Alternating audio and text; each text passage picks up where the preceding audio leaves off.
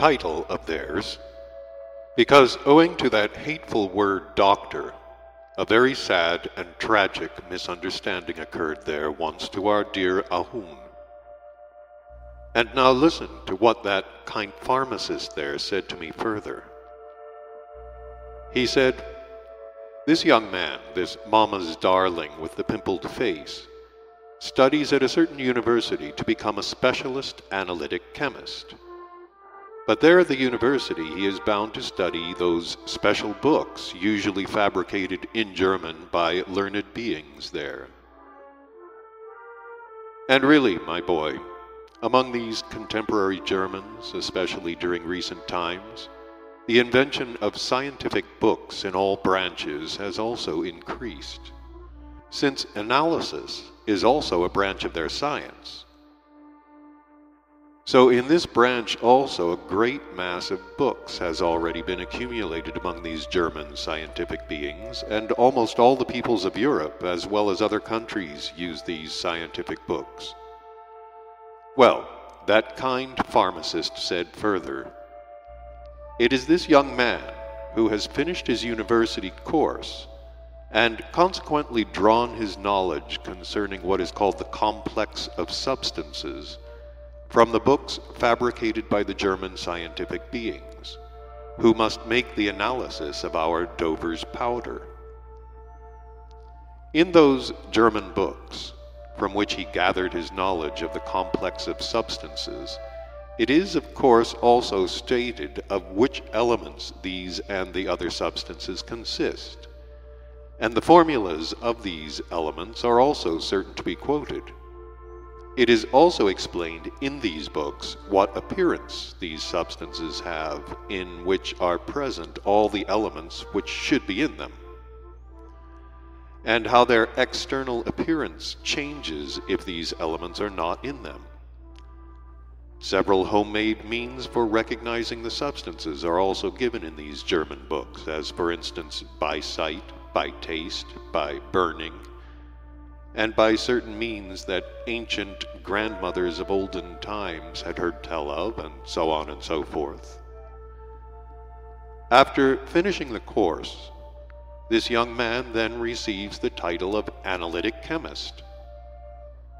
Sometimes it happens that before receiving a responsible post, the young man happens to get practice, consisting usually in this, that he serves for a certain time at a slaughterhouse, where he helps the local chemist, also a former mama's darling, to ascertain with the aid of a microscope, in a certain way only known to themselves, whether the pork contains strychnine.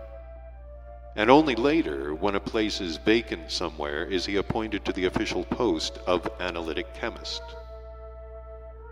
Well, dear doctor, such an official analytic chemist receives our Dover's powder for analysis. On receiving it, he recognizes it as Dover's powder, either by looking at it or by tasting it, as ordinary mortals do, or because the sender writes to him that it is precisely Dover's powder. For this analysis, he takes up from his table what they call his pharmaceutical guide, also composed by Germans, which every official analytic chemist is bound to have. And there in that guide he hunts up the place where are written the formulas of powders of all kinds. As Dover's powder is known everywhere, it is of course also included in that book. Thereafter, our highly respected analytic chemist takes from his table a form on which official title is indicated, and he writes, "The powder sent to us for analysis proves to be, according to all the data, Dover's powder.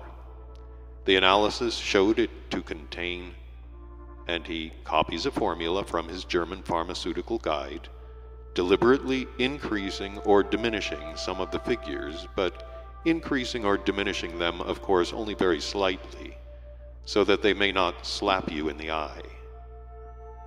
And he does this first of all so that everyone should know that he has written the results of his analysis not any old way, but that he has really investigated the matter, and secondly, because, whatever you may say, he, as town pharmacist, being also an official person, will little wish, I think, to make enemies for himself in the town where he lives.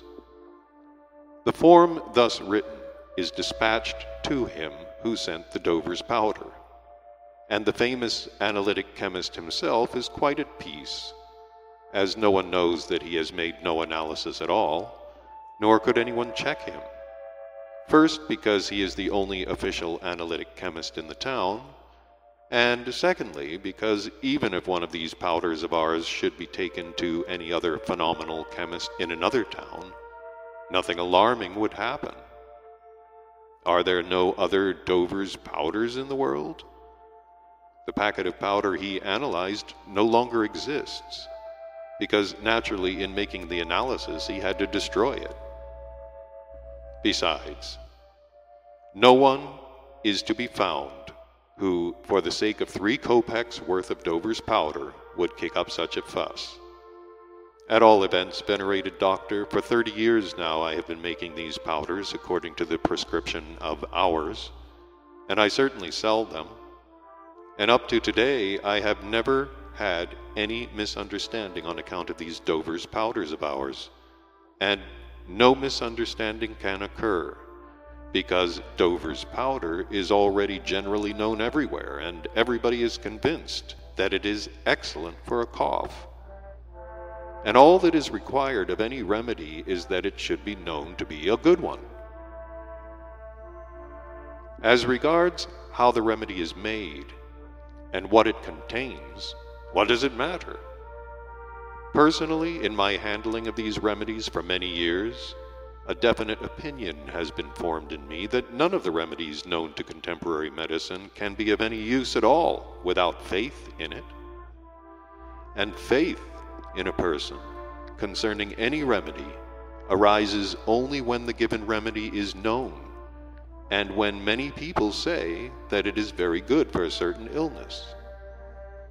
It is just the same with this powder of ours. Once it is called Dover's powder, that is enough, because everybody already knows, and many people often say of it, that it is excellent for coughs.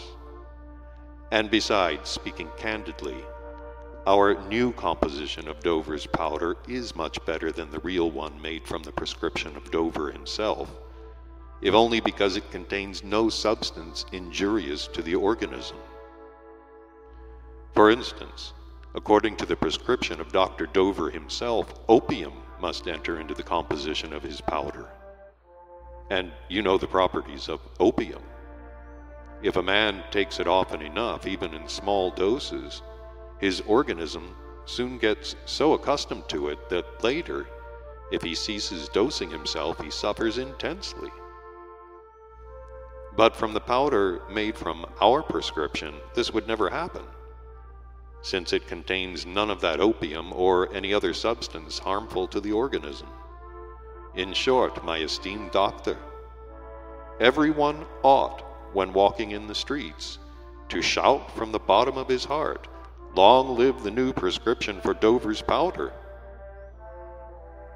He was going to say something more, but just then a boy brought him from the pharmacy itself a whole stock of various prescriptions, upon seeing which he rose and said to me, "Excuse me, doctor, I am compelled to stop our friendly chat and to get busy on the preparation of these innumerable orders. By bad luck, both of my assistants are absent today. One of them because his esteemed other half must bring into God's world today one more mouth to feed, and